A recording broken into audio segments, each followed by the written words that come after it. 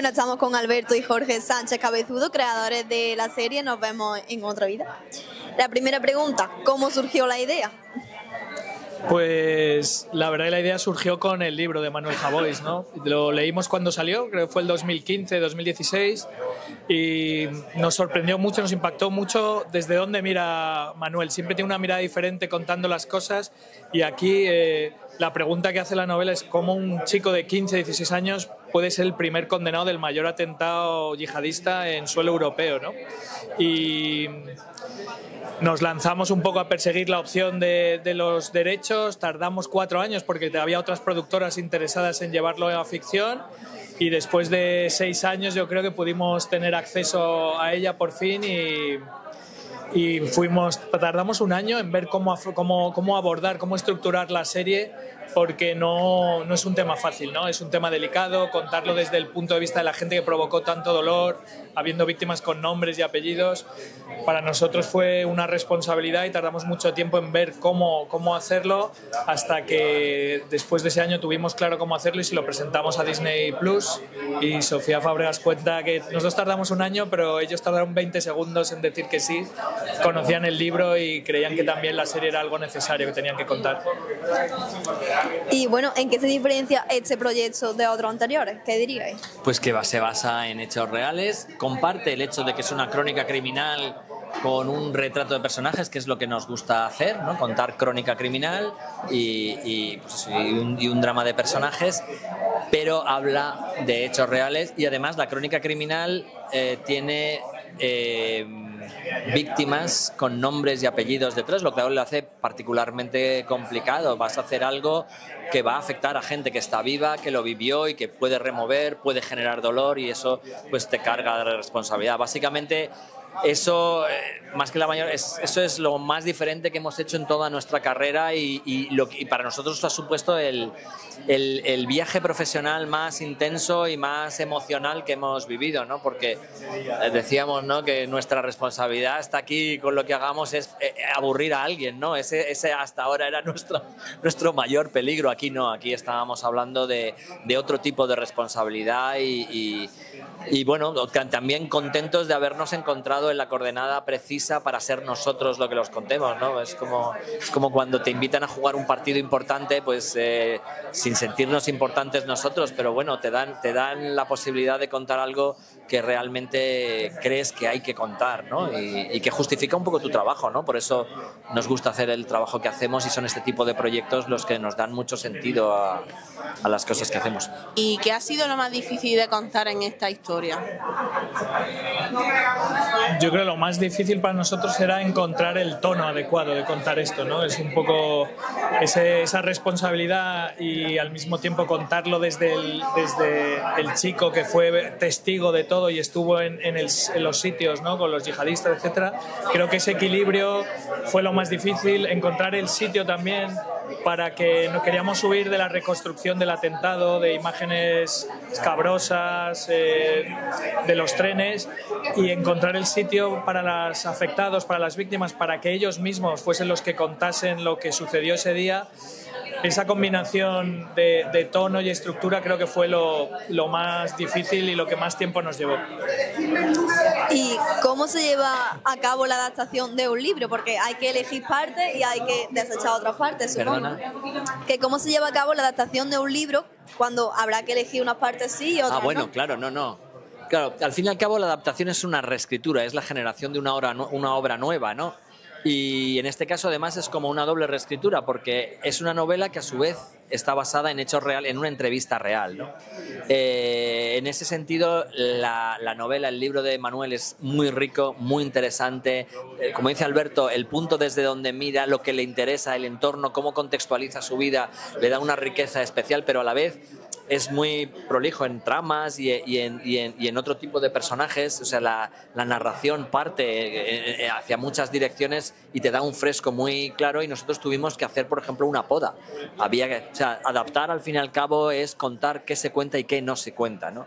Entonces nosotros centramos el relato en Babi, sabíamos que mientras estuvieras centrado en él funcionaba él y Trasorras. Es la historia de la pareja, es la historia de cuando Babi encuentra a Trasorras, ¿no? Y cómo le involucra a un chaval que fuma porros en un banco, cómo le involucra en una trama que acaba en el mayor atentado yihadista de Europa, ¿no?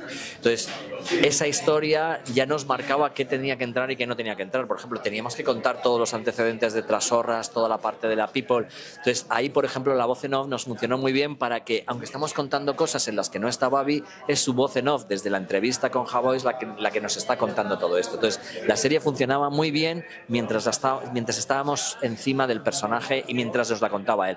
Eso nos permitía entrar en un principio cuando todavía él no es consciente de lo que está haciendo, pero una vez ya que entramos, seguimos su relato hasta el final.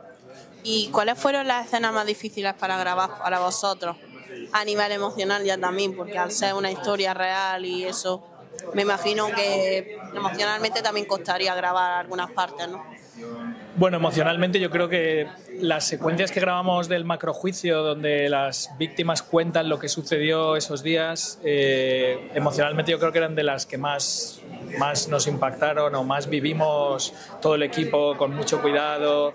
Eran actores los que representaban a los afectados, pero habíamos visto las imágenes del macrojuicio y la dignidad con la que hablaban de los hechos, lo que decían, que era escalofriante ver cómo relatan ellos lo que sucedió minuto a minuto ese día. Y al mismo tiempo esa responsabilidad cívica que ellos tenían de contar lo que sucedió al jurado e incluso sabía que estaban grabando a la sociedad, pues el hecho de oír esos testimonios se nos ponía un poco la piel de gallina, ¿no? Eso fue uno de los momentos más emocionantes. Y luego pues un rodaje está lleno de momentos difíciles, de producción, de mucho coche, pero a nivel emocional yo creo que todos estuvimos muy a flor de piel esos días. Fuimos de todo. Es una serie variadita en ese sentido. ¿Y por qué creéis que es importante dejar constancia audiovisual de una historia real y tan dura? Creo que la ficción, los documentales también, y son muy importantes y nos ayudan a entender muchas cosas, pero creo que la ficción, como ninguna otra cosa, ayuda a fijar las historias, ¿no? Nos permite, porque es un trabajo de representación, representa la realidad. Hay personajes de carne y hueso, con voces, con textos, con frases, y yo creo que el espectador entiende como real muchas veces ficciones, a veces incluso más que el documental, que insisto, no pensamos nunca hacer documental, pero sí hemos tenido otros proyectos documentales que nos parecía que esto sí tenía que ser un documental y este no. Nos vemos en otra vida, creemos que tenía que fijar una realidad con un tono muy naturalista. No es un documental, pero sí persigue una mirada de cámara, de interpretación muy realista. Y es importante por eso, porque creemos que la ficción fija muy bien las narraciones, y creo que por eso era necesaria, que le debíamos un poco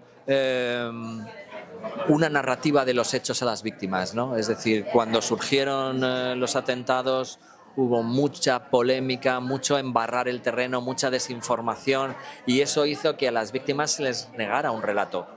No se les permitió tener un relato de lo que había sucedido.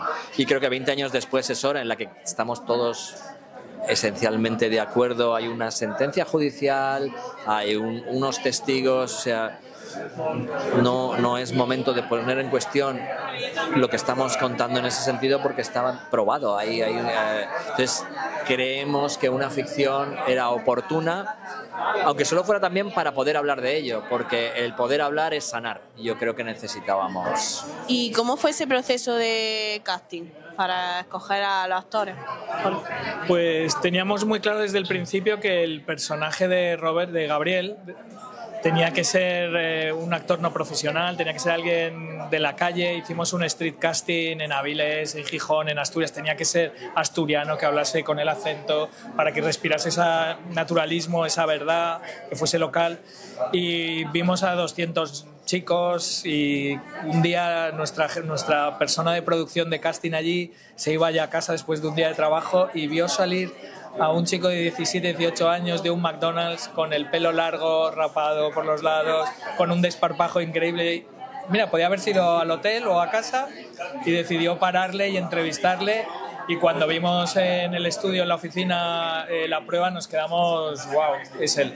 Tiene una verdad en los ojos, una manera de mirar, una sonrisa, y fue un trabajo, tuvimos la suerte de encontrarlo relativamente pronto y pudo formarse express, como dice él, en 2 meses con un coach, con María Cantuel, que le ayudó a entender la profesión, explicarle, y luego el reto era combinar a Roberto con actores profesionales y que quedase muy natural, ¿no? Entonces ahí hubo un trabajo de composición con el resto de actores para encontrar un tono y un nivel en el que no hubiese diferencia y en el que resultase muy naturalista.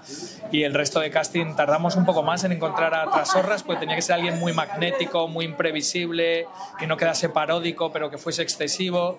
Y cuando vimos a Paul, pues dijimos, ya está, tenemos a nuestra pareja de protagonistas. Kim Ávila hace un trabajo de composición con Roberto Gutiérrez cogiendo su tono, etcétera. No sé, estamos muy contentos del cast que tenemos en la serie.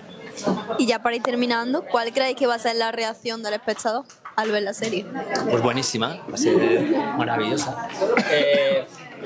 Esperemos que la gente quiera saber. Básicamente es eso, que es una serie como hemos dicho, para contarnos. Yo creo que también cuando se ha hablado del 11M recurrimos a ciertas imágenes, pero por ejemplo la historia de la trama asturiana es completamente desconocida, y creo que es una forma muy interesante de entrar en el 11M a través de algo que no se sabía, a través de la historia de un menor que en principio no sabe lo que está pasando, y ayuda al espectador a entrar en lo que va a ser el drama posterior, ¿no?